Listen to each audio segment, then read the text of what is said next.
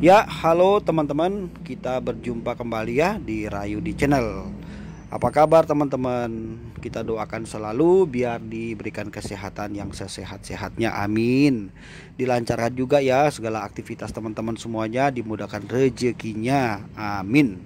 Teman-teman, video kali ini saya mau berbagi ya, bagaimana caranya kita mau mengatasi kalau tabung untuk pompa air itu mengalami keropos ya. Jadi bolong-bolong karena memang air yang dari sumur itu kan ya, ada tanahnya suka ngikut lumpur, akhirnya jadi keropos seperti ini, korosi teman-teman. Coba lihat ya seperti itu ya.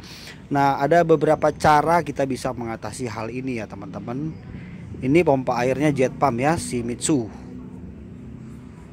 Oke, jadi teman-teman di sini ada beberapa cara kalau kondisi pompa air kita di rumah kita hidupkan, kemudian mulai ada air basah di tabung sini, teman-teman harus perlu hati-hati karena ini kan ada strumnya. Takutnya kan kalau kita orang laki nggak ada di rumah, ada anak atau ada istri, ada ibu ya, perempuan-perempuan nggak paham, takut kesetrum kan.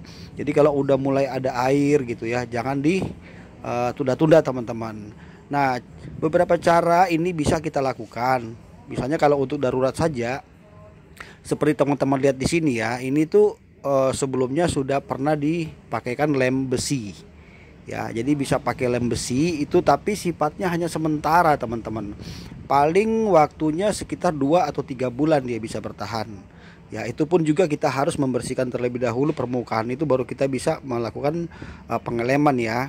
Jadi lemnya bisa pakai lem besi yang Dextone itu, bisa juga pakai lem fiber, ada resinnya. Itu kita bisa beli di toko bangunan ya, material namanya lem fiber yang ada resin sama ada serabut, itu juga bisa.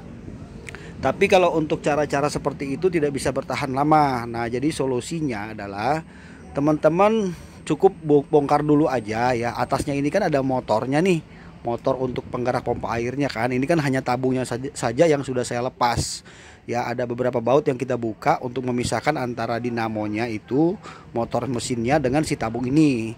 Terus ada packing karetnya juga, ada seal karet ya. Hati-hati untuk bukanya, perhatikan supaya masangnya lagi mudah, gampang. Nah, caranya di sini saya menggunakan las, karena ini memang kan bahannya dari plat besi ya.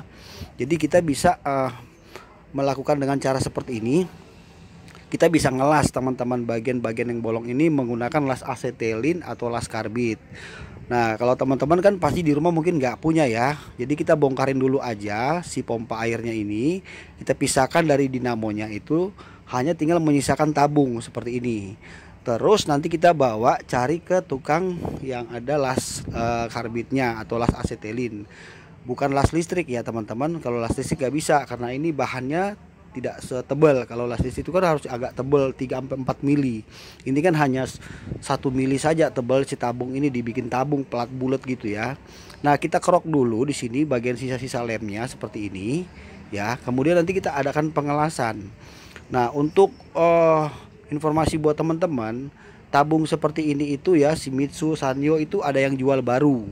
Yang originalnya itu untuk ukuran jet pump ya, yang 30 meter itu penyedotan, kurang lebih 30 meter untuk ukuran jet pump.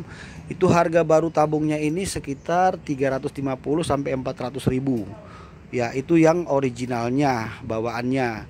Kalau yang KW-nya itu lebih murah sedikit di bawahnya ya teman-teman. Jadi kalau misalnya keroposnya udah parah banget ya, udah parah banget, sebaiknya teman-teman belikan saja tabungnya ya. Tabungnya itu ada yang jual, beli di toko yang menjual alat-alat pompa air ya. Tapi kalau misalnya dia bocor, bolongnya itu nggak banyak, hanya beberapa titik saja, ini kan hanya ada 3-4 nih lubangnya. Nah, kita bisa melakukan pengelasan seperti ini. Nah, cara ini termasuk awet ya, bisa bertahan kembali lama karena itu disambung dengan las. Nah, untuk supaya yang lain jangan ikut menyusul keropos, caranya adalah setelah nanti pada saat habis kita ngelas ya, selesai nih kita ngelas, itu kan masih ada bekas-bekas lasan itu ya. Nanti teman-teman minta tukangnya untuk gerinda yang rata ya. Setelah gerinda yang rata, tahap berikutnya kita bersihkan nih tabung ini menggunakan amplas ya. Kita bersihkan semua pakai sabun colek, kita bersihkan pakai amplas. Kemudian kita semprot pakai namanya epoksi. Nah, teman-teman bisa beli epoksi itu di toko cat yang menjual alat-alat cat untuk mobil ya. Jadi toko cat untuk bikin cat sol-sol mobil tuh ada di situ ya, jual ya, ada jual thinner, kompon cat dan lain-lain ya. Bilang beli epoksi, bisa pakai mereknya Nipe ya, pakai Nipe aja udah bagus. Nanti di epoksi itu ada namanya hardener. Hardener itu nanti dicampurkan dengan epoksi, dicampur lagi dengan thinner agak kental sedikit, baru teman-teman boleh pakai kuas aja. Jadi pakai kuas bagian yang sudah dilas, dan semua bagian yang atas ini yang teman-teman curigai masih akan ada keropos menyusul yang lain ya. Karena epoksi ini dia akan mengurangi tingkat karat pada media ya, termasuk dari korosi. Jadi epoksi ini bagus teman-teman.